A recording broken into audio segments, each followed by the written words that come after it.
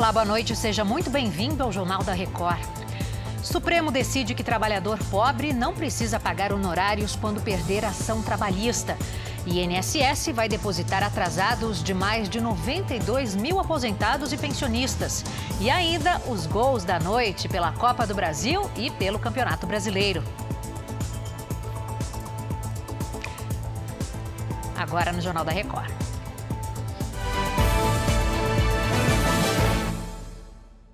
Oferecimento Beats, a conta digital em que você sempre ganha.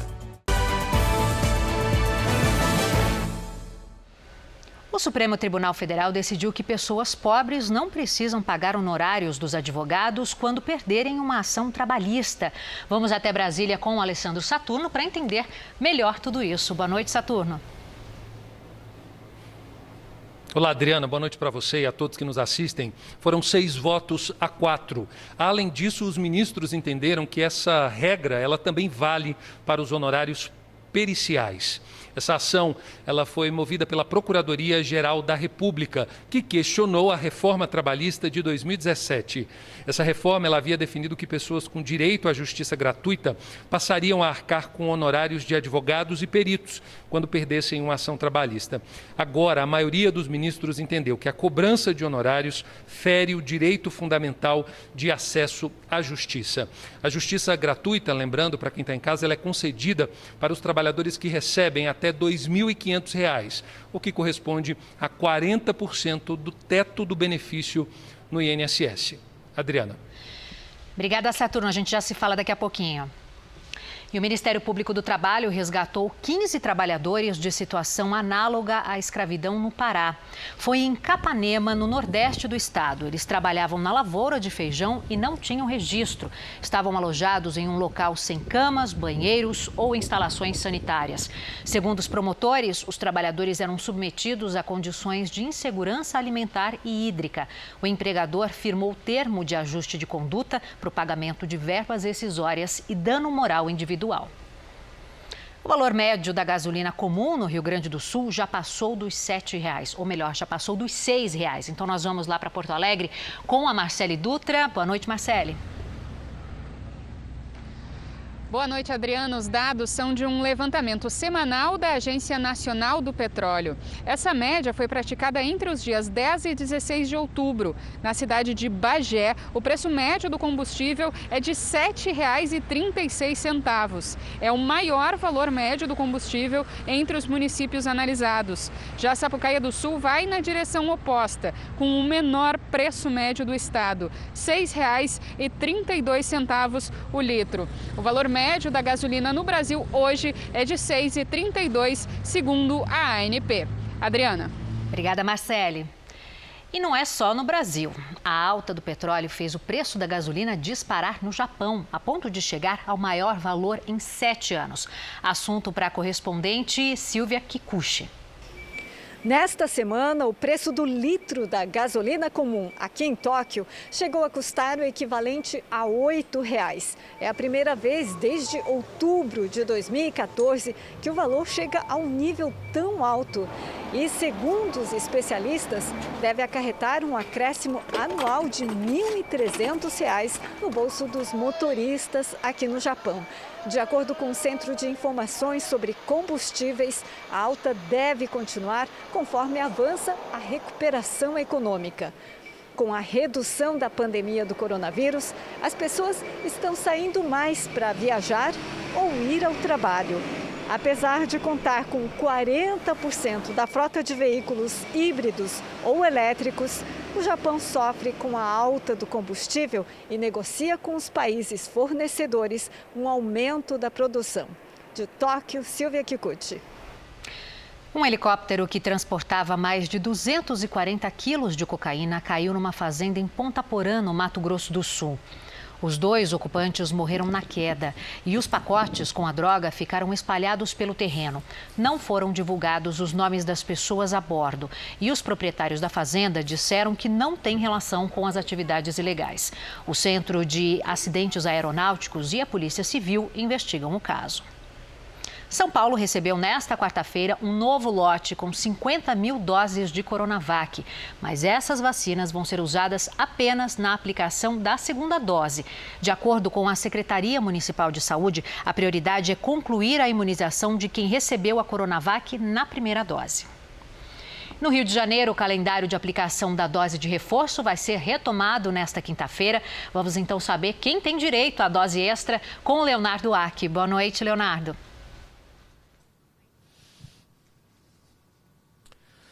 Oi, Adriana, boa noite para você, boa noite a todos. Olha, o dia está reservado para as mulheres com 67 anos ou mais. Já os homens com essa mesma idade só vão receber o reforço na sexta-feira. É que a partir dessa retomada, o calendário seguirá uma separação por gênero. Um dia será dedicado só à vacinação de mulheres e outro só para homens. As doses extras deixaram de ser aplicadas aqui no Rio na semana passada por falta de vacinas. Agora, nesta quarta, o município recebeu parte do carregamento de AstraZeneca enviado para o estado. Agora, os idosos com 68 anos ou mais que ainda não tomaram a terceira dose podem continuar procurando os postos de saúde. Adriana. Muito obrigada pelas suas informações. E a Agência Americana Reguladora de Medicamentos autorizou a aplicação das doses de reforço das vacinas contra a Covid-19 desenvolvidas pela Janssen e pela Moderna. O reforço da Janssen será aplicado depois de 2 meses da primeira injeção, enquanto o da Moderna é indicado após 6 meses da segunda. A agência também autorizou nesta quarta a combinação de imunizantes diferentes na dose de reforço. No Brasil, a mistura de vacinas já é autorizada. Curitiba vai ampliar a vacinação contra a Covid entre adolescentes. A Beatriz Frenner conta pra gente qual grupo vai ser imunizado agora. Boa noite, Beatriz. Boa noite, Adriana, para você e para todo mundo. Agora é a vez dos nascidos em 2006 tomarem a primeira dose da vacina. A estimativa é de que 20 mil pessoas sejam atendidas já nesta quinta-feira. Podem procurar os pontos de vacinação aqueles que vão completar 15 anos ainda em 2021. Os postos de saúde continuam atendendo as menores grávidas ou que tiveram filhos nos últimos 45 dias. Tem também a repescagem da primeira dose para pessoas a partir de 18 anos. Aqui em Curitiba são 31 pontos de vacinação funcionando das 8 da manhã até as 5 horas da tarde. A recomendação para agilizar o atendimento é fazer um cadastro antes pelo aplicativo Saúde Já. Adriana. Obrigada, Marcele. Vamos ver como está o andamento da vacinação no país, somadas as aplicações da primeira, segunda e terceira doses. Em 24 horas, mais de 1.652.000 pessoas receberam a vacina contra o coronavírus. Hoje, o Brasil tem mais de 152 milhões de vacinados com a primeira dose e mais de 107 milhões de pessoas completaram aí a imunização. O equivalente a mais da metade da população do país, marca alcançada nesta quarta-feira. Em São Paulo, o estado aí que mais aplicou a primeira dose, 80% da população está vacinada. São mais de 37.349.000 pessoas. Depois vem Santa Catarina, onde 74% dos moradores completaram a primeira etapa da imunização, ou seja, mais de 5.482.000 moradores.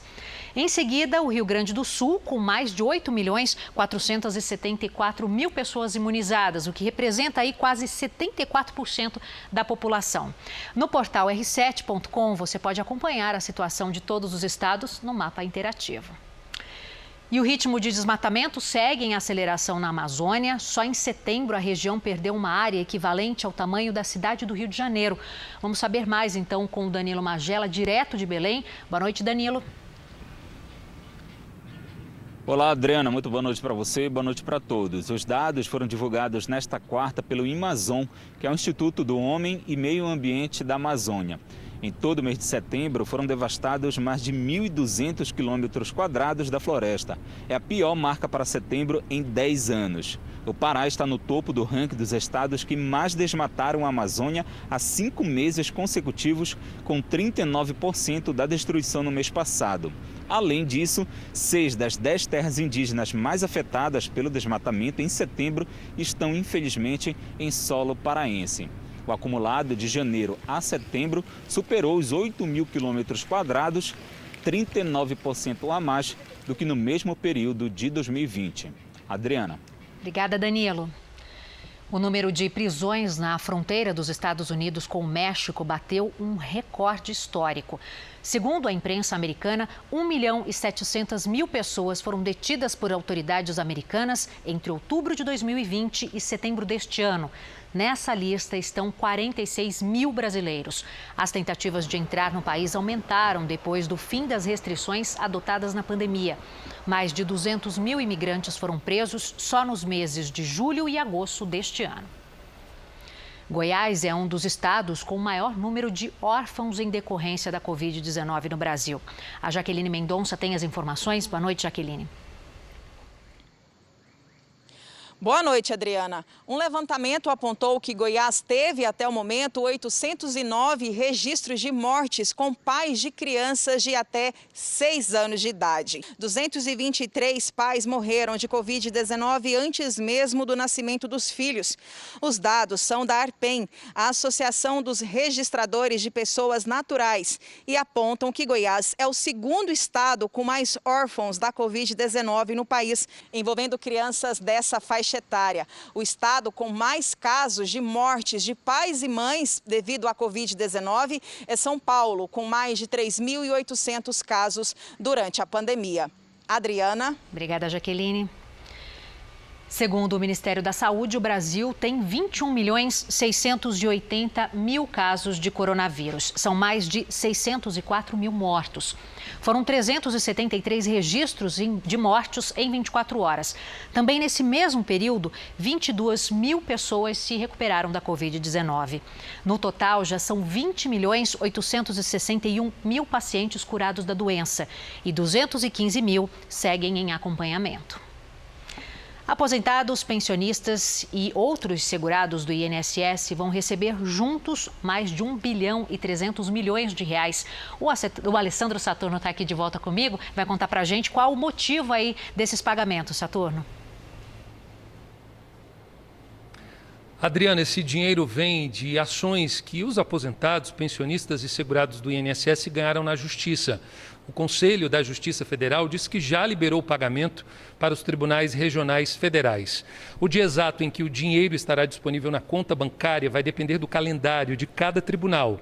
Serão pagos valores atrasados a mais de 92 mil beneficiários que venceram processos como revisões e concessão de aposentadoria, auxílio-doença, pensão por morte e benefício de assistência social. Neste lote está incluído quem teve a ordem de pagamento emitida pela Justiça até setembro deste ano. O valor máximo é de 60 salários mínimos, atualmente R$ 66 mil. Valores superiores são pagos em forma de precatório, o que acontece uma vez por ano. Adriana. Obrigada, Saturno. A gente já volta a se falar. A Rússia, a China e o Irã anunciaram nesta quarta que vão trabalhar com o governo do Talibã no Afeganistão. Uma delegação do grupo extremista está em Moscou para as primeiras negociações internacionais. China, Paquistão e Irã também participam das discussões. Em declaração conjunta, os países declararam que vão colaborar com o Talibã para garantir a segurança contra organizações terroristas no continente asiático. 14 pessoas morreram num ataque à bomba em Damasco, capital da Síria. Nenhum grupo reivindicou a autoria até agora. Quem tem as informações é a correspondente Bianca Zanini. O alvo era um ônibus que transportava militares do país. O veículo passava perto de uma ponte no centro da cidade quando explodiu. As autoridades dizem que a ação foi um ato terrorista. De acordo com a mídia estatal, 2 bombas foram colocadas no ônibus com antecedência e uma terceira acabou sendo desativada. Em resposta ao ataque, 12 pessoas morreram em bombardeios do exército em Idlib, no noroeste do país, uma das últimas áreas ainda sob controle dos rebeldes que lutam contra o regime do presidente Bashar al-Assad. De acordo com a ONU, 4 crianças e uma professora estavam entre os mortos. De Tel Aviv, Bianca Zanini. Mais de 100 pessoas morreram na Índia e no Nepal, vítimas de enchentes e deslizamentos de terra. Autoridades dos 2 países informaram que ainda há dezenas de desaparecidos. As fortes chuvas dos últimos dias destruíram casas e estradas. Em uma das regiões mais afetadas da Índia, escolas foram fechadas e as atividades turísticas proibidas. O Serviço de Meteorologia indiano alertou para chuvas intensas nos próximos dias. A rainha Elizabeth II cancelou uma viagem à Irlanda do Norte por recomendação dos médicos. Segundo a imprensa britânica, ela não apresenta sinais de Covid-19. A informação oficial do Palácio de Buckingham é que ela passa bem e está apenas seguindo orientações médicas. A rainha Elizabeth teria ficado chateada em não poder cumprir a agenda oficial, mas segue em repouso. Essa semana ela foi vista pela primeira vez usando uma bengala, o que deixou todos muito preocupados. No final do mês, a monarca deve participar da cúpula do clima na Escócia e garantiu que se sente com o espírito jovem. De Lisboa, Ana Paula Gomes. O governo do Reino Unido anunciou que não vai retomar as restrições contra o coronavírus, mesmo com o aumento de casos da doença. Autoridades britânicas afirmaram que agora não é o momento para um novo bloqueio. Em julho, o país suspendeu todas as restrições, incluindo a exigência do uso de máscaras em espaços fechados. Nesta semana, o Reino Unido registrou 223 mortes por Covid-19. Foi o maior número desde março. O relator da CPI da pandemia, senador Renan Calheiros, entregou o texto final nesta quarta-feira.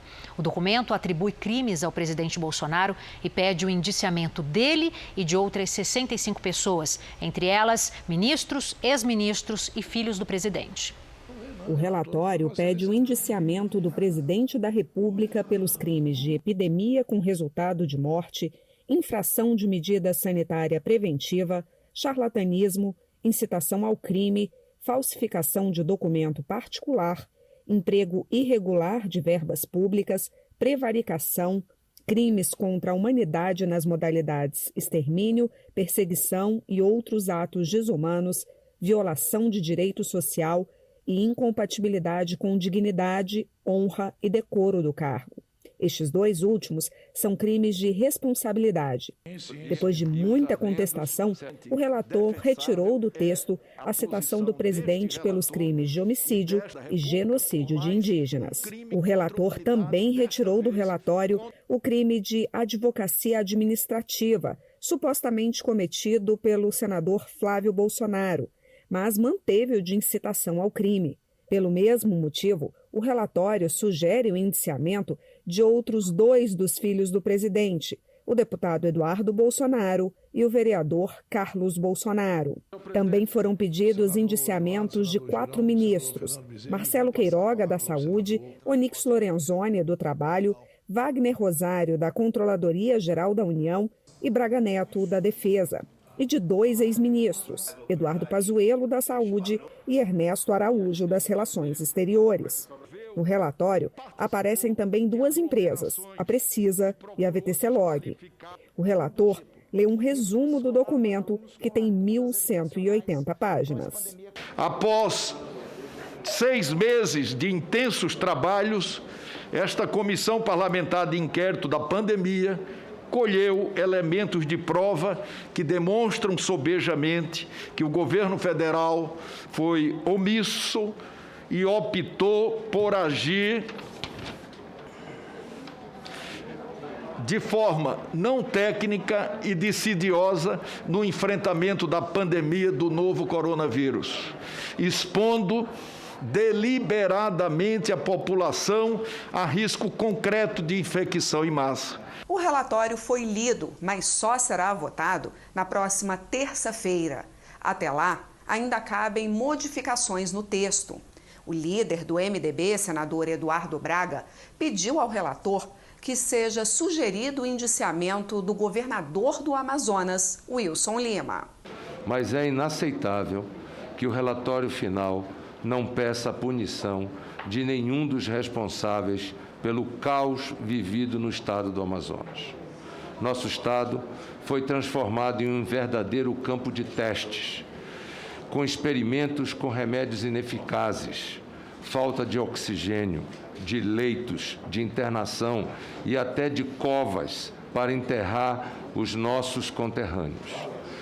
Nenhum estado sofreu tanto quanto o Amazonas. Se aprovado, o relatório vai ser entregue à Procuradoria-Geral da República, aos Ministérios Públicos Estaduais, ao presidente da Câmara, Arthur Lira, e à Polícia Federal. Lideranças de vários setores da economia estiveram no Palácio do Planalto nesta quarta para defender a prorrogação da desoneração na folha de pagamento dos empregados. Representantes da indústria, agricultura e comércio se reuniram com o ministro da Casa Civil, Ciro Nogueira. Eles tentam sensibilizar o governo para o risco de demissões se a desoneração da folha não for prorrogada. O ministro falou que a consciência da necessidade de trabalhar a favor disso está já pronta no governo. Precisa achar soluções orçamentárias para tanto. São os 17 setores que mais empregam, né? Então, se mais imposto em cima desses setores, a capacidade de investimento e tudo, a gente perde essa capacidade de investimento e, em consequência, a geração de emprego. A expectativa de uma reunião com o presidente da Câmara, Arthur Lira, nos próximos dias para também conseguir o apoio do Legislativo e assim evitar demissões. Com a desoneração, as empresas podem escolher a fórmula de contribuição previdenciária, 20% sobre a folha de pagamento ou de 1 a 4,5% da receita bruta. 17 setores são beneficiados atualmente com a medida. Juntos, eles empregam 6 milhões de trabalhadores. O deputado delegado Marcelo Freitas, relator na Comissão de Constituição e Justiça do projeto que prorroga a desoneração até 2026, fez um apelo aos colegas deputados para que a votação do texto seja rápida. A proposta tem um condão de manter aproximadamente 3 milhões de empregos e, sem dúvida alguma, alavancar a economia de nosso país. Nós compreendemos que precisamos encontrar espaço no orçamento ao lado do propalado Auxílio Brasil para que essa proposta tenha andamento no Congresso Nacional. Queremos acreditar que a Comissão de Constituição e Justiça irá aprovar esse projeto de forma terminativa, no máximo nas próximas semanas, para que possamos encaminhá-lo ao Senado da República e assim tenhamos a desoneração até o ano de 2026. O Fórum Nacional de Governadores pretende levar ao Senado uma proposta alternativa à mudança do ICMS aprovada pela Câmara e que poderia tirar 32 bilhões de reais da arrecadação dos estados. O governador de Roraima defende uma reforma tributária mais ampla para resolver de vez o problema. Antônio Denário participou do JR Entrevista desta quarta. Eu reconheço que a carga tributária no Brasil é muito alta, é uma das maiores cargas tributárias do mundo. E nós temos que fazer a redução da carga tributária, não só através da redução do ICMS, da gasolina e do óleo diesel. Nós temos que fazer uma ampla e total reforma tributária no Brasil, dando a possibilidade do Estado atrair novos investidores, aquecer a economia, gerar receita para compensar essa receita que pode ser perdido devido à redução do ICMS, do diesel e da gasolina. Mas nós já fizemos um primeiro trabalho. Nós aprovamos na Assembleia Legislativa o projeto de lei de redução do gás de cozinha de 17% para 12%. E a legislação tributária da gasolina, desde 1993, que nós trabalhamos com a mesma alíquota, e o estado de Roraima é o que tem a menor alíquota do Brasil de ICMS sobre os combustíveis. Qual que é a alíquota, governador, do ICMS sobre os combustíveis lá em Roraima? O nosso é 25%, o ICMS do diesel, da gasolina, enquanto tem estado que cobra 34%. Eu queria que o senhor falasse sobre a questão dos refugiados lá em Roraima. A fronteira foi fechada em março de 2020, mas estava entrando em torno de 1.000 venezuelanos por dia em Roraima. Roraima é a única entrada por terra no Brasil de migrantes venezuelanos. E aqueles que não têm uma formação profissional, as crianças, as mulheres, os idosos, os indígenas, acabam ficando no estado de Roraima. E isso tem afetado o nosso serviço público, nos hospitais, na escola, na segurança pública e no sistema prisional, porque em todos os setores nós temos uma grande quantidade de venezuelanos e o governo do estado tem feito da forma que é possível o atendimento dos venezuelanos em Roraima também. O presidente Jair Bolsonaro sancionou a lei que proíbe a eutanásia de cães e gatos pelos órgãos de controle de zoonoses, canis públicos e outros estabelecimentos similares. Voltamos então com o Alessandro Saturno. Oi, Alessandro. Adriana, esse texto ele havia sido aprovado no final de setembro pelo Congresso Nacional. Agora, essa nova lei estabelece que somente poderão passar por esse processo de eutanásia os animais com doenças graves ou enfermidades infecto-contagiosas incuráveis que coloquem em risco a saúde humana e de outros animais. Nesses casos, o procedimento deve estar devidamente justificado por um laudo veterinário prévio. A ideia central do projeto é a proteção do animal e também o incentivo à adoção. Adriana, em caso de descumprimento, serão aplicadas as penas de prisão e multas estabelecidas aí na Lei de Crimes Ambientais. Adriana, volto com você. Boa noite. Muito obrigada, Saturno. Até amanhã. Belo Horizonte vai ampliar a capacidade de torcedores em estádios de futebol. A Virgínia Nalon conta pra gente o que mudou. Boa noite, Virgínia. Boa noite, Adriana. Agora os estádios da capital poderão receber até 50% da capacidade dos torcedores. Além disso, não haverá mais o fechamento dos portões 1 hora antes do início da partida. A decisão da Prefeitura leva em conta o avanço da vacinação na cidade e a estabilidade nos índices epidemiológicos, como percentual de ocupação de leitos e transmissão do coronavírus. Para entrar nos estádios, continua a exigência de apresentação de cartão de vacinação com as 2 doses contra a Covid-19 ou exame negativo da doença. Os clubes deverão fornecer à Prefeitura nome e contato dos torcedores presentes no estádio para monitoramento pós-jogo, que será feito por amostragem. Adriana. Obrigada, Virgínia. Então vamos ver os gols desta quarta-feira, começando pelas semifinais da Copa do Brasil. No Mineirão, Hulk cobrou falta para o Atlético Mineiro. No rebote, Guilherme Arana acertou um belo chute no ângulo, sem chances para o goleiro Felipe Alves. Depois do escanteio, Hever desviou e fez 2-0 de cabeça. E tinha mais. Ainda no primeiro tempo, Zaratio cruzou e Hulk testou firme para ampliar o placar. 3-0 Galo. No segundo tempo, depois da cobrança de falta, Felipe Alves afastou e Zaratio tocou por cobertura. Atlético Mineiro 4, Fortaleza 0. Em Curitiba, Atlético Paranaense e Flamengo. Gabriel chutou e a bola sobrou para Thiago Maia fazer 1-0 Flamengo. O Atlético reagiu no segundo tempo. Após o escanteio, Pedro Henrique subiu livre e empatou de cabeça. Abner cruzou e Renato Kaiser, também de cabeça, virou o jogo. Mas no último minuto de jogo, Pedro deixou tudo igual.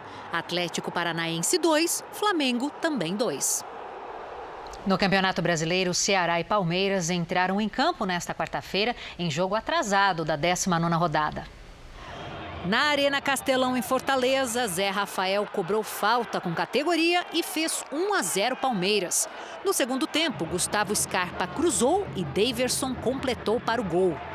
O Ceará ainda diminuiu com Kleber no finalzinho, mas não evitou a derrota. Ceará 1, Palmeiras 2. Na Série B do Campeonato Brasileiro, o Botafogo goleou o Brusque de Santa Catarina e segue na luta para voltar à elite do futebol. No Rio de Janeiro, Diego Gonçalves chutou, a bola desviou na zaga e sobrou para Rafael Navarro completar para a rede. 1-0 Botafogo.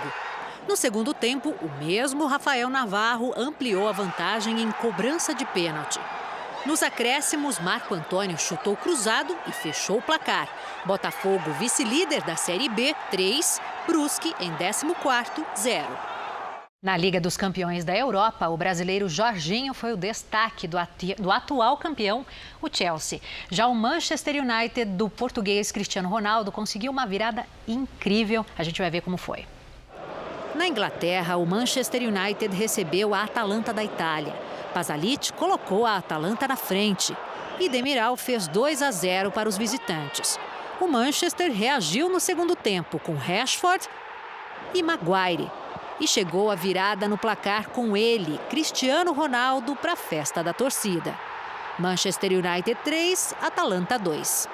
Também na Inglaterra, o Chelsea, atual campeão da Liga, não tomou conhecimento do Malmo da Suécia. Vitória por 4-0, com direito a 2 gols do brasileiro Jorginho cobrando pênalti. Na Espanha, o Barcelona venceu o Dínamo da Ucrânia por 1-0, gol do zagueiro Piqué. Outro time espanhol, o Villarreal, também venceu e foi de goleada. 4-1 fora de casa contra o Young Boys da Suíça. Por falar em goleada, o Bayern aplicou mais uma. 4-0 em cima do Benfica em Portugal. O brasileiro Everton Cebolinha, acostumado a balançar as redes, desta vez marcou contra. Destaque para Sané, que marcou 2 gols. Na Áustria, o Salzburg fez a lição de casa. Vitória de 3-1 sobre o Wolfsburg da Alemanha. Destaque para Okafor, autor de 2 gols. E para fechar, a Juventus da Itália foi até São Petersburgo, na Rússia, e bateu o Zenit por 1-0. Gol de Kulusevski no finalzinho do jogo. Esta edição do Jornal da Record termina aqui. Outras informações no Fala Brasil, às 8h30 da manhã. Você fica agora com Fala Que Eu Te Escuto. Boa noite.